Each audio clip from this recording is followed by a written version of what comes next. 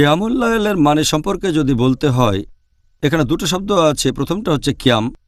কিয়াম মানে দাঁড়ানো, আর আল লাইল মানে হচ্ছে রাত।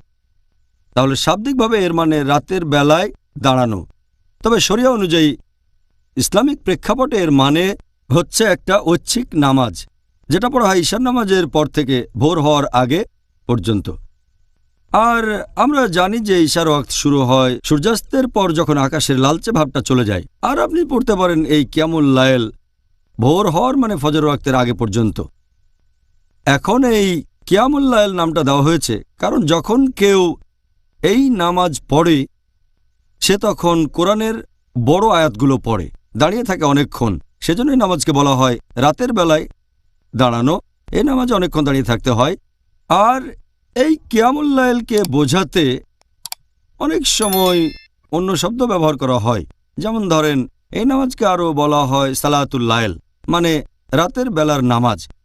এটাকে আরও বলা হয় তাহাজ্জুদ, এছাড়াও বলা হয় বিতর, আবার অনেক সময় তারাবি। সালাতুল লাইল একটু আগে বলেছি, এর মানে রাতের বেলার নামাজ, মানে বলা যায় রাতের বেলায় দাঁড়ানো। দাঁড়ানোটা নামাজের জন্যই।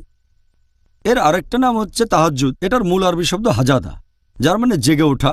একজন লোক ঘুম থেকে জেগে উঠে নামাজ পড়ল, এই নামাজকে তাহাজ্জুদও বলে। এই নামাজের আরেকটা নাম বিতর। বিতর মানে বেজোড়। আর আমাদের নবী সবসময় বলেছেন, তোমরা ঈশার নামাজ শেষে বেতরের নামাজ পড়বে বেজোড় রাখাতে। এই নামাজের আরেকটা নাম হচ্ছে তারাবি। তারাবির মূল আরবি শব্দটা হচ্ছে রাহ হা। এর অর্থ বিশ্রাম করা অথবা আরাম করা। আমাদের প্রিয় নবীর কয়েক জেনারেশন পরে যখন লোকজন কিয়ামুল লাইল আদায় করত, বিশেষ করে রমজান মাসে, তারাবি শব্দটা দিয়ে আসলে রমজান মাসের কিয়ামুল লাইলকে বোঝানো হয়।